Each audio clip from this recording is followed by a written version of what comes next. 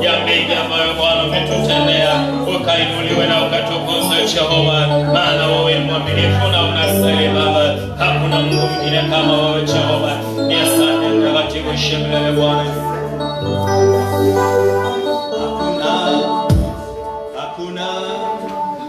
Hakuna kama wewe. Hakuna kama wewe. Hakuna kama wewe.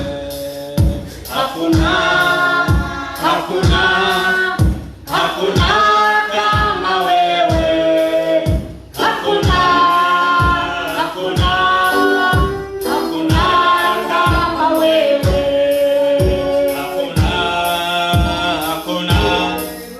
Hakuna kama wewe.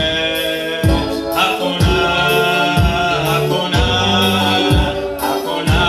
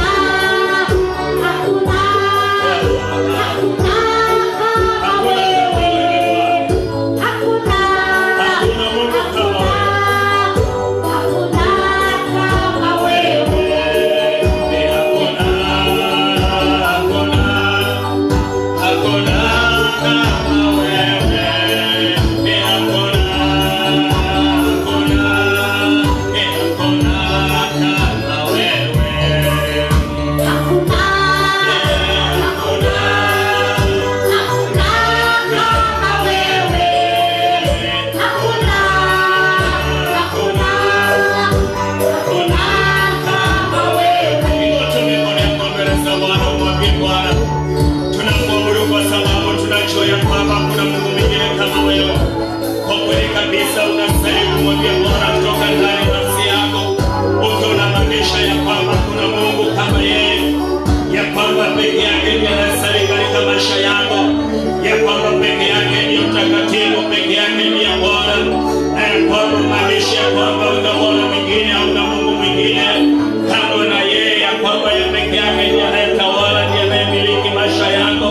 Tuko tumemaanisha wapendwa mbele za wewe Bwana, ndilo jambo la muhimu, ndilo jambo la maana tunapomtolea Bwana ibada hii, tukimwabudu na kumwambia kwamba kuna Mungu mwingine kama yeye. Ni yeye peke yake tunayemwabudu, ni yeye peke yake tunayemtukuza, ni yeye peke yake anayestahili sifa, ni yeye peke yake anayestahili ibada yetu asubuhi ya leo. Baba wa mbinguni, hakuna kama wewe. Baba wa mbinguni, hakuna kama wewe. Baba wa mbinguni, hakuna kama wewe. Baba wa mbinguni, hakuna kama wewe. Baba wa mbinguni, hakuna kama wewe. Baba wa mbinguni, hakuna kama wewe. Baba wa mbinguni, hakuna kama wewe. Baba wa mbinguni, hakuna kama wewe. Baba unaweza, hakuna kama wewe. Baba unaweza, hakuna kama wewe. Baba wastahili, hakuna kama wewe. Baba wastahili, hakuna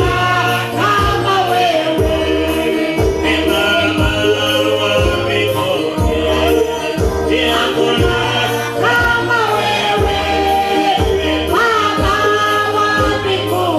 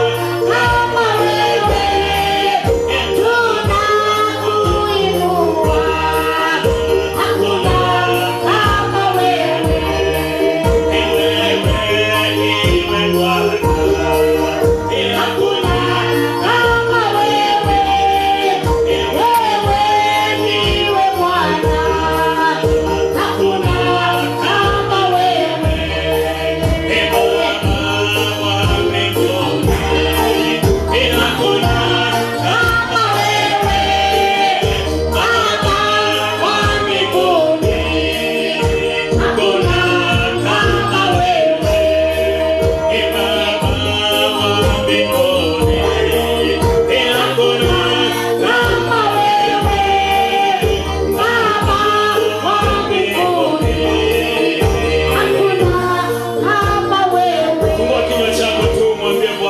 hakuna kama wewe.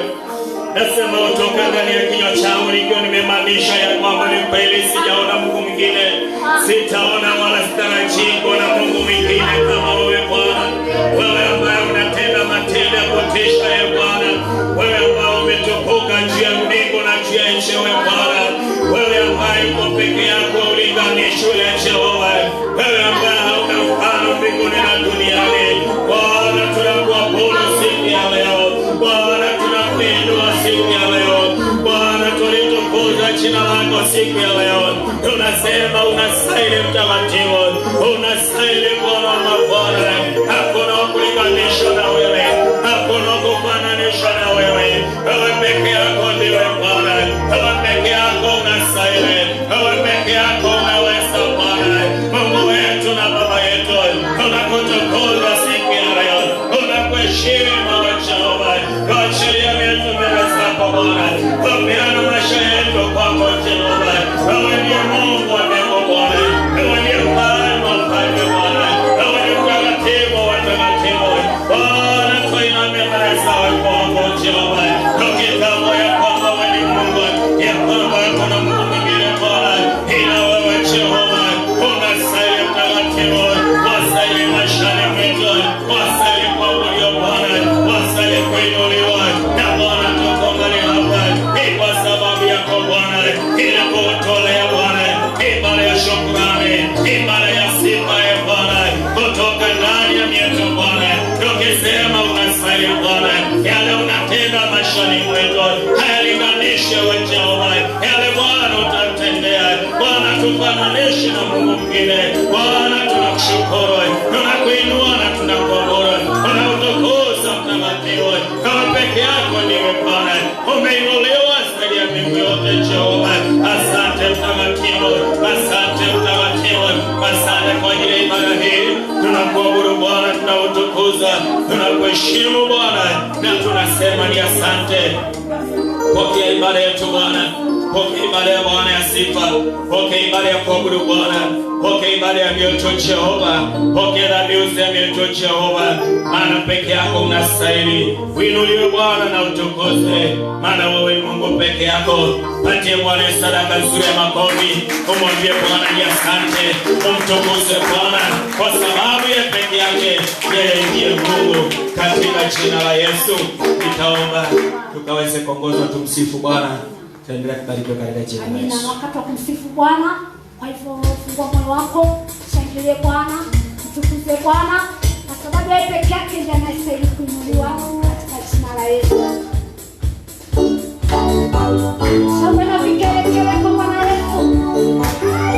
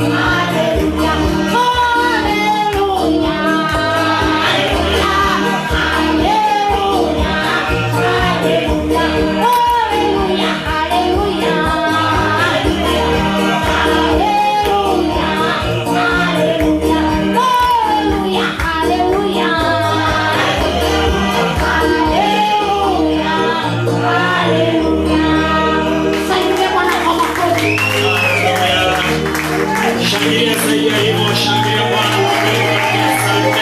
Asante Bwana, Bwana asante. Asante kwa kunifilia, asante kwa kuniokoa, asante kwa kunilinda, asante kwa kunibariki. Bwana asante kwa yote umetendea Bwana. Tunalibariki jina lako mtakatifu. Wapatie waimbaji makofi mazuri sana yale ambayo inastahili. Amen. Basi kama hayo mnaona inastahili, asanteni na Mungu akaweze kuwabariki sana. Tumpigie sasa Bwana wetu makofi mazuri zaidi kwa sababu yeye ni Mungu. Amen. Bwana akaweze kuwabariki sana. Amen. Naomba ukaweze kukaa na ubarikiwe katika jina la Yesu. Amen. Amen. Maandiko inasema mbinguni ni zaidi ya hivyo kwa sababu ni usiku na mchana. Tutamsifu Bwana na kumwabudu Bwana wetu milele na milele. Amen. Amen. Na inapendeza na inafurahisha hivyo. Naamini ya kwamba kila mmoja wetu ako mzima. Nami pia niko mzima, nimeokoka. Namshukuru Bwana hata siku ya leo kwa sababu ya fursa hii nzuri ambaye anaweza kutupatia ili tukaweze kuingia katika uwepo wake na tukaweze kumtolea ibada yetu ya siku ya leo. Naamini ya kwamba pia watoto wetu wako salama ambao wako nyumbani, na tunaendelea kuwaombea ili siku moja tukaweze kuungana pamoja na wao pia na wakapokea neema ya Bwana kama vile tunavyoipokea katika jina la Yesu. Kwa hivyo karibuni sana katika ibada ya siku ya leo, na wale ambao nao tutazama katika mtandao pia nachukua fursa hii wakaribishe katika jina la Yesu ili Mungu akaweze kukubariki. Ujumbe wa siku ya leo nimeupatia kichwa living right. Kuishi sawa. Living right. If there is living right, then there is living wrong way. Kama kuna kuishi sawa, ni kumaanisha kuna kuishi ambako si sawa. Na lengo la ujumbe huu siku ya leo ni ukajiulize, je, mimi naishi sawa ama siishi sawa kulingana na neno la Bwana ama kulingana na mapenzi ya Bwana? Na yule mtu ambaye amemjua Kristo na anasema Kristo ni Bwana katika maisha yake, basi natumai ya kwamba anaishi sawa sawa katika maisha yake. Na kuishi sawa ni kujua lengo lile ambalo Mungu amekuumbia, na ujue ni kwa nini Mungu amekuweka mali amekuweka, ni kwa nini amekuweka vile amekuweka, na kwa nini amekupatia kile amekupatia. Alafu ukichunguza haya mambo yote, ujiulize ya kwamba kutokana na vile Mungu alivyoniweka na kile amenipatia, je, ninaishi sawa sawa na kulingana vile Mungu anataka ama anakusudia ama sivyo? Kwa mfano, wazazi, unapopeleka mtoto shule, unatarajia ya kwamba akienda shule kuna mambo fulani unatarajia kutoka kwake, sivyo? Kama alikuwa hajui kusoma, alikuwa hajui kuandika jina, unatarajia mwishoe atajua kusoma, atajua kuandika jina lake, na atajua kufanya mambo kadha wa kadha.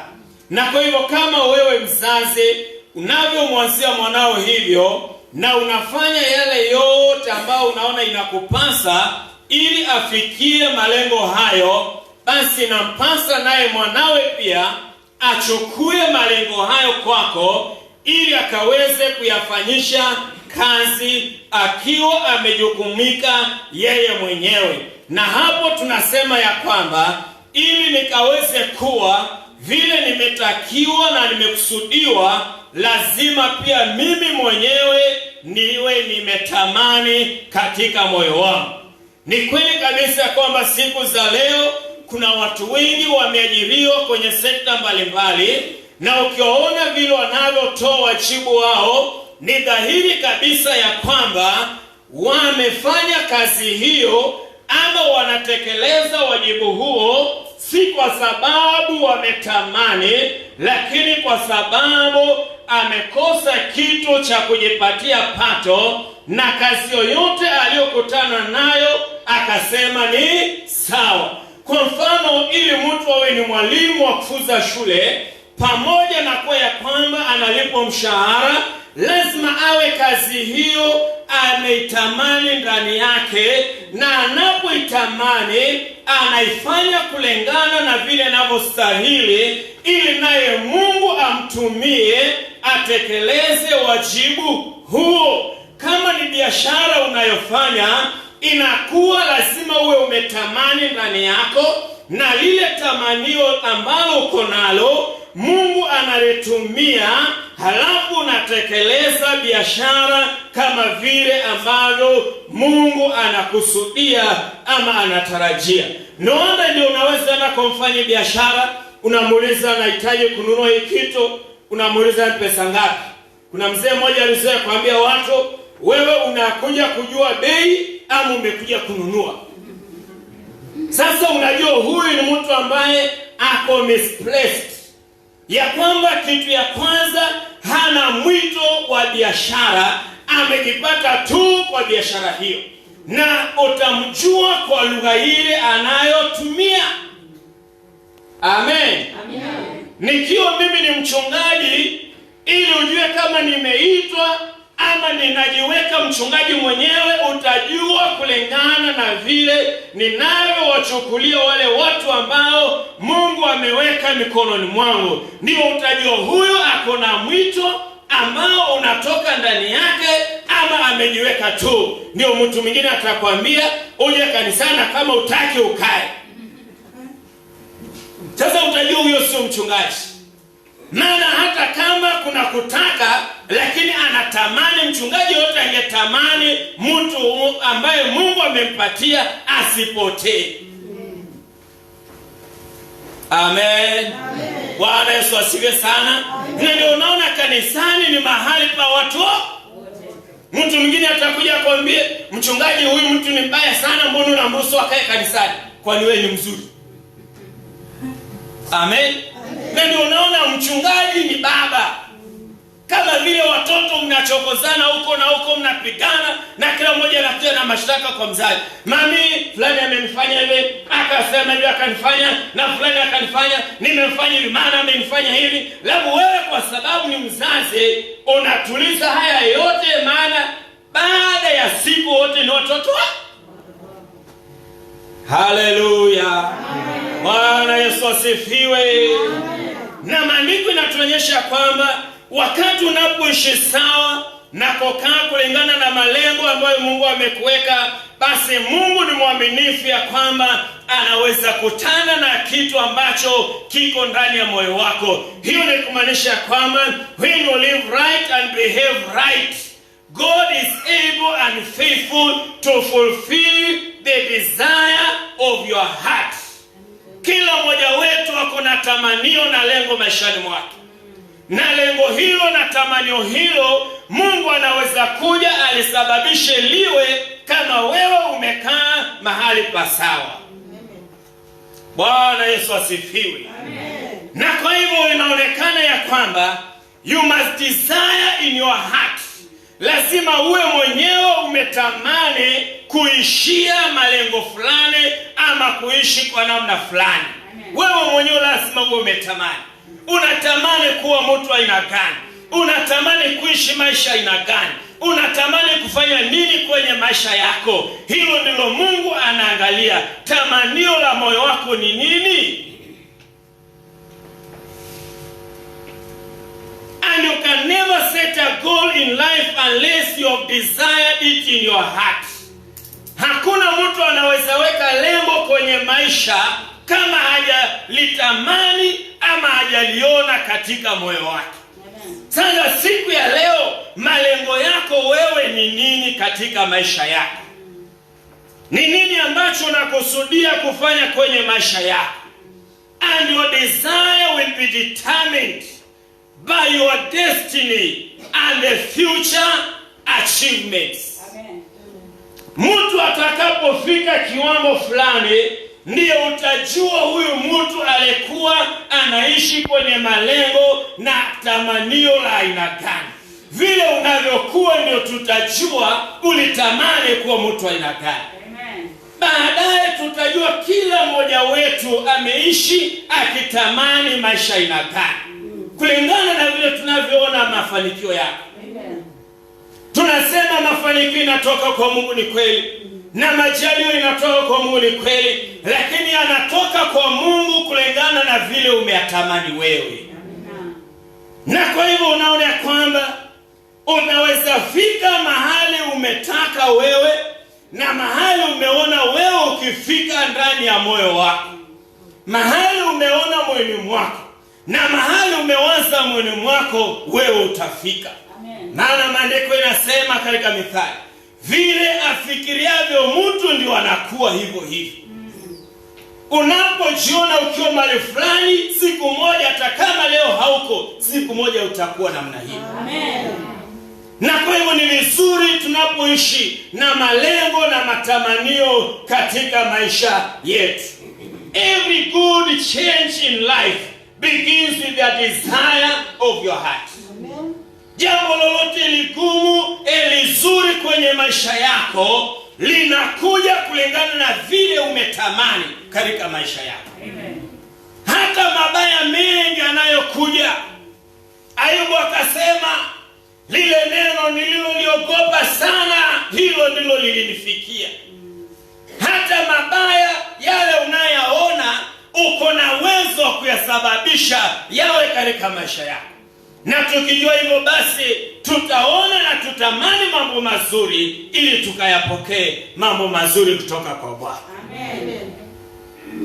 Your heart desire draws a passion that causes you and gives you a drive for something. Unavyotamani moyoni mwako, lile tamanio lako linakusababisha unasonga na unafanya juhudi na unafanya uwezavyo ili ufikie mahali umetamani kufika. Na kwa hivyo kama unataka kufika mahali, lazima utamani ndani ya moyo wako. Lile tamanio ndio nguvu na ndio uwezo. Mtu anapokurudisha chini, tamanio lako peke yake ndiye uwezo wa kukusababisha ufike mahali unahitaji ukafike. Bwana Yesu asifiwe sana. Amen. Na kwa sababu muda ni mfupi, nitaenda kwa haraka sana. And the much you can pray is determined by the desire that you have. Ukitaka kuona mtu mwenye anaenda mahali, angalia maombi yake anavyoomba. Muangalie maisha yale anayoyaishi. Na hayo maisha anayoyaishi yanasukumwa na tamanio la moyo wake. Na hilo tamanio la moyo wake ndio linamsababisha aombe, na hatimaye anapoomba, Mungu wa mbinguni anakutana na hilo tamanio. Na tunasema ya kwamba mtu amepokea nini? Amepokea muujiza wake. Haukuja tu namna hii, aliotamani katika maisha yake. Haleluya. Unaweza tu kafika kiwango fulani katika maisha kwa sababu moyo wako umefika mahali pale. Amen.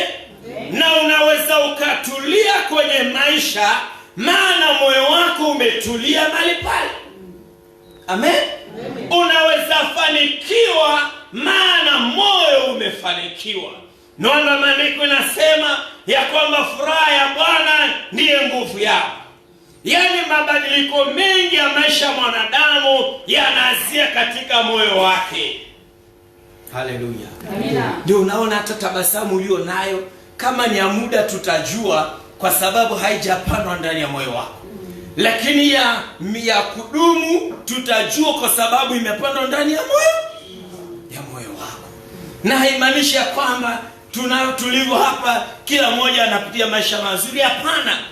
Lakini pamoja na yale yote nayapitia, kuna amani Mungu ameweka ndani yako, na furaha ya Bwana. Unaishi na unalala ukiamuka ukijua ninaye Bwana, ninaye Mwokozi, ninaye mteteaji, ninaye mfariji, naye anayemtia nguvu. Haya mambo yote yanajaza moyo wako na furaha. Unapoangalia mtu unampatia tabasamu, si kwa sababu maisha ni mazuri, lakini maana maisha pamoja na kuwa ni mabaya, moyo wako ni mzuri, maana umepambwa na amani ya Bwana. Haleluya. Na Bwana ni mwema. Ndio maana tunasema Bwana ni mwema siku zote. Lakini sikiza. Your desire can never create any difference in your life, but you can use it to make a difference.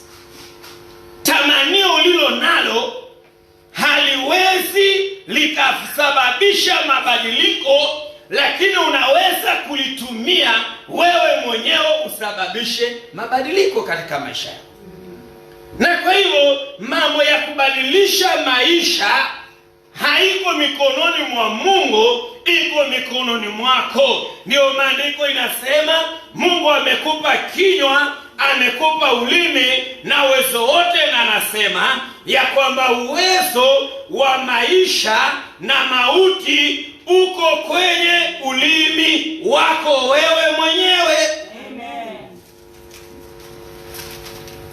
Bwana Yesu asifiwe sana. Amina. Nataka tuangalie maandiko machache, na kwa sababu ya muda sitaisoma, naomba tu uende usome, kwa sababu kiangalia hapa naona kila mmoja wetu ni msomi. Sema amen. Amen.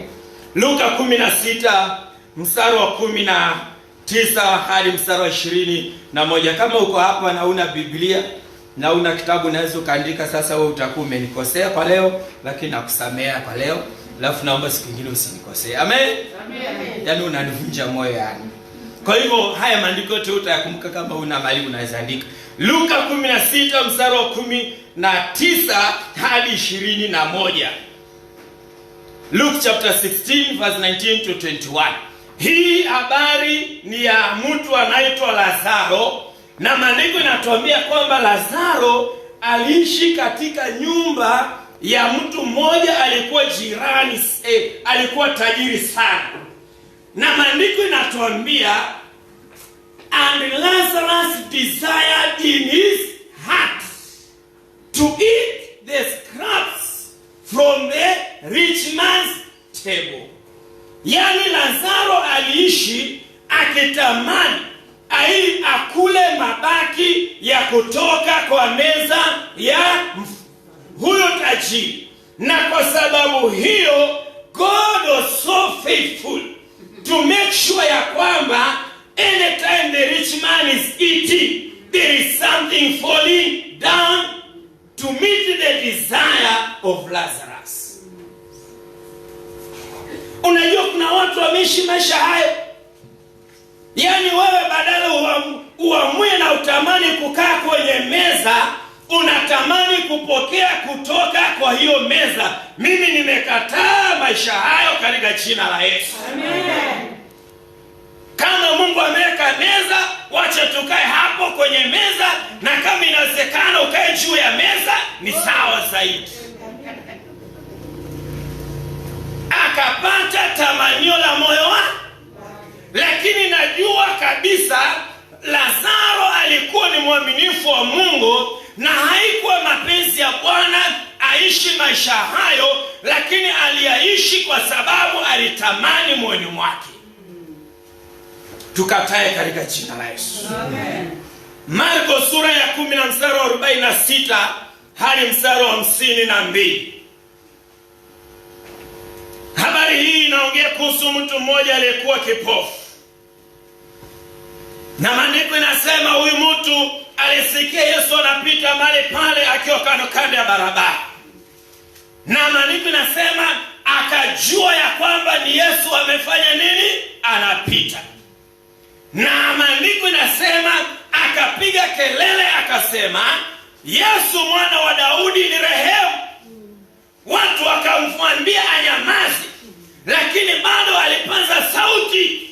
Walipomwambia anyamaze, ndivyo alivyopaza sauti zaidi. Mimi ni ya kwamba kuna kitu kilikuwa kinamwasha ndani yake, na ndio tunaita tamanio la moyo.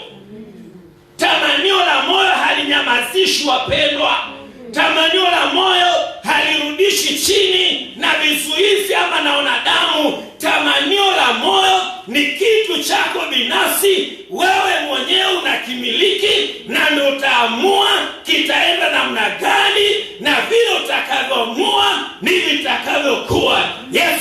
akasikia, na Yesu akauliza, ni nani huyo? Wale walikuwa namnyamazisha wakamwambia, ni kipofu mwingine. Yesu akasema, muleteni hapa huyo kipofu mwingine. Sikia, Yesu anamuuliza, wewe unataka nini? Kwa sababu alikuwa na tamanio, anasema, mimi nataka nione. Yesu akamwambia, receive the desire of your heart. Amen.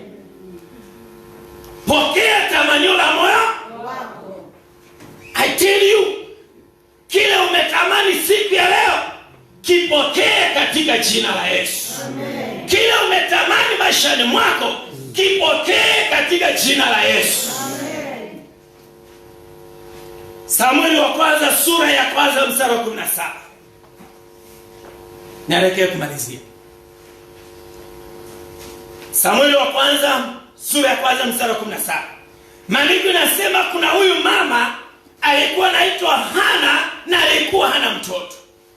Ikawa tamanio lake na akaomba sana, akamtafuta Bwana sana, akaomba hadi akakosa maneno ya kuomba. Mstari wa 17 maandiko inasema akakutana na kuhani anaitwa Eli. Na maandiko inasema utaona majibizano yaliyoendelea hapa. Lakini maandiko inasema Hana alipomwambia Eli, mimi natamani nipate mtoto kwenye maisha. Mstari wa 17 maandiko inasema Eli akamwambia, receive the desire of your heart. Na maandiko inasema nini? Hana akapokea, maana kuna kitu kilikuwa. Desire is a seed in your life. When I say receive the desire of your heart, if you have no desire, you receive nothing. Na kuuliza, uko na tamanio lolote? Amen. Amen. Unalo tamanio katika maisha yako? Na useme sitakufa, nitaishi hadi tamanio hili nilione. Amen. Katika jina la Yesu. Amen. Pokea tamanio la moyo wako. Amen. Maandiko ya mwisho ni Luka 19 na mstari wa kwanza hadi wa 9. Luka 19 mstari wa kwanza hadi wa 9. Maandiko inasema kuhusu mtu mmoja alikuwa anaitwa Zakayo. Zakayo alikuwa ni mfupi sana.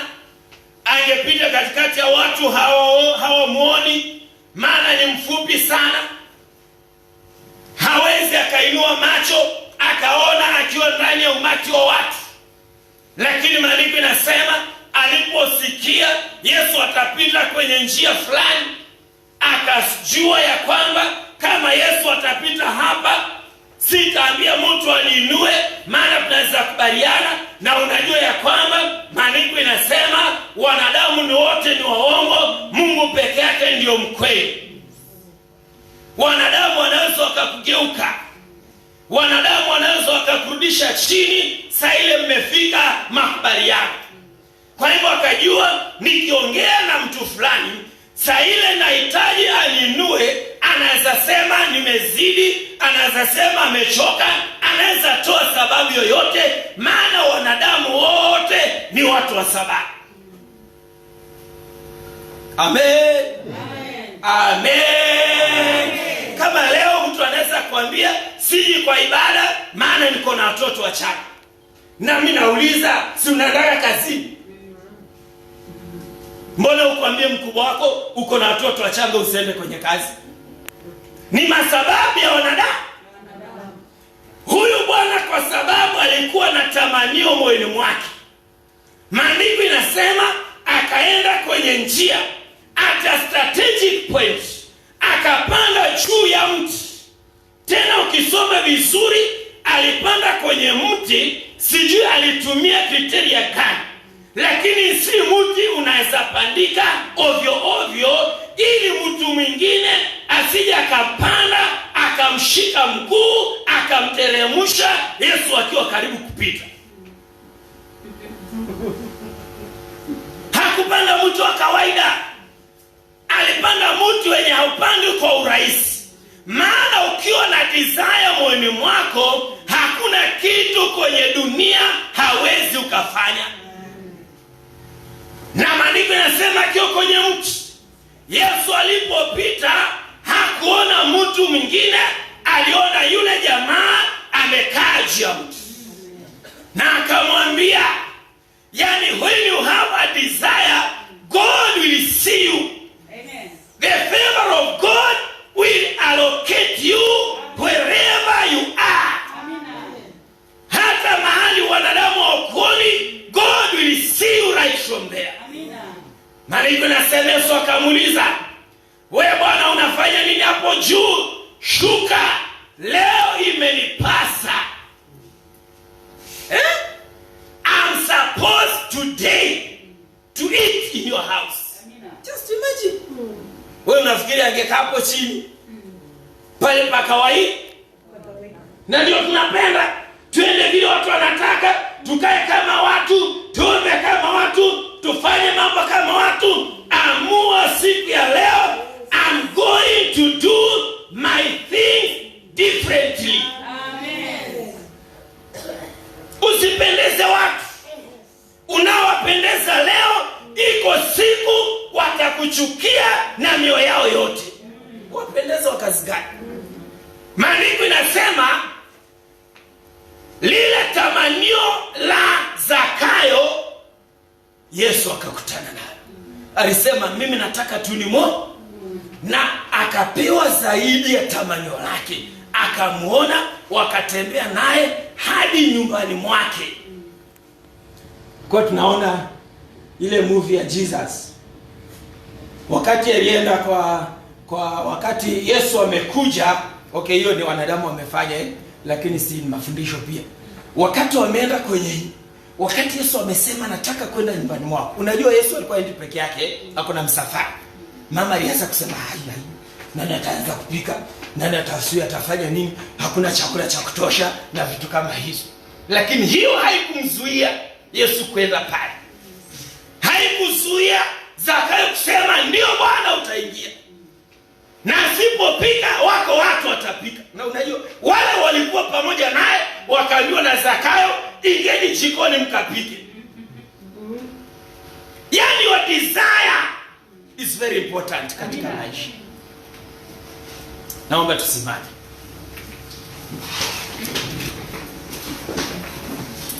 Haleluya, asante Bwana Yesu. Inua tu mikono yako mbele za Bwana, mwambie Bwana, umenena nami, umenena na maisha yangu siku ya leo. I have a great desire in my heart. Thank you God for meeting the desire of my heart. Mwambie Bwana leo Bwana umenena na mimi. Leo Bwana umenena na moyo wangu. Baba, nakushukuru asubuhi ya leo kwa sababu ya uaminifu wako Jehova. Asante Bwana Yesu, maana umenena na mioyo yetu mchana leo. Asante kwa ajili ya neno lako ulivyoliweka moyoni mwangu Bwana, ndivyo nimelinena kwa utukufu wa jina lako. Baba, nakushukuru kwa sababu ya huyu dada, kwa ajili ya huyu ndugu Bwana, kwa sababu ya mtoto, kwa ajili ya kijana, kwa ajili ya mama, kwa ajili ya baba. Maana umekutana na tamanio lako Bwana. Wewe si mwanadamu ukasema uongo. Naomba kwa jina la Yesu mwana wa Mungu li hai, sawa sawa na neno lako vile limesema, wewe uliye na uwezo wote Bwana, naomba ukutane na tamanio lake, naomba ukutane na tamanio la moyo wake, naomba ukutane na ndoto yake, kutana na maisha yake, kutana na maono yake, katika jina la Yesu mwana wa Mungu li hai.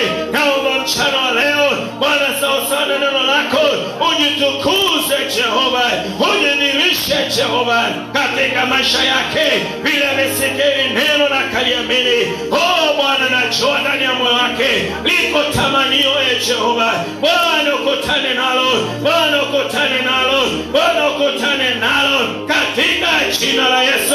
Pokea tamanio tamanio la moyo wako. Pokea tamanio la moyo wako kwa jina la Yesu. Iko neema mchana wa leo inashuka juu ya maisha yako, inashuka juu ya maisha yako, inashuka juu ya maisha yako kwa kile umetamani moyoni mwako.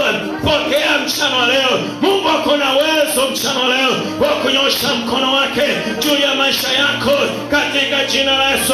Anakutana na tamanio lako, anakutana na tamanio lako, anakutana na tamanio lako mchana wa leo katika jina la Yesu mwana mbele hai. Asante Jehova, asante Jehova, asante Jehova. Baba, nakushukuru kwa ajili ya ile neno, maana Bwana ni neno lako halitarudi vile lilivyokuja mchana wa leo. Dakika hii linatimiza makusudi yako ndani ya maisha mtu. Bwana, uinuliwe Bwana na utukuze, kwa sababu Bwana umetenda. Asante mtakatifu wa watakatifu. Baba, nakushukuru mchana wa leo. Asante kwa kile umetenda kwa ajili ya maisha ya kila mmoja wetu. Uinuliwe Bwana na utukuze, kwa sababu wewe ni mwaminifu. Naomba kabla tumalizie, naomba tutoe matoleo yako.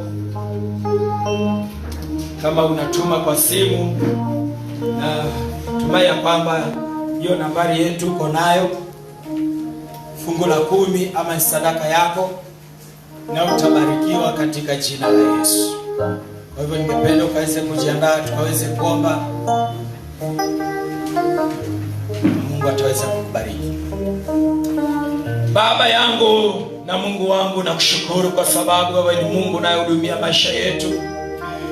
Asante kwa sababu Bwana umetubariki na vitu vingi katika maisha haya. Kama neno lako linavyosema, tusiingie nyumbani mwako mikono mtupu. Bwana, asante kwa ajili ya yule anapeana matoleo yake siku ya leo. Bwana, naomba ukabariki maisha yake. Naomba Bwana ukamkumbuke, ukutane na tamanio la moyo wake, vile anavyonyosha mkono wake dakika hii. Kutana Bwana na tamanio lake katika jina la Yesu Bwana, na utende yaliyo makusudi yako maishani mwake.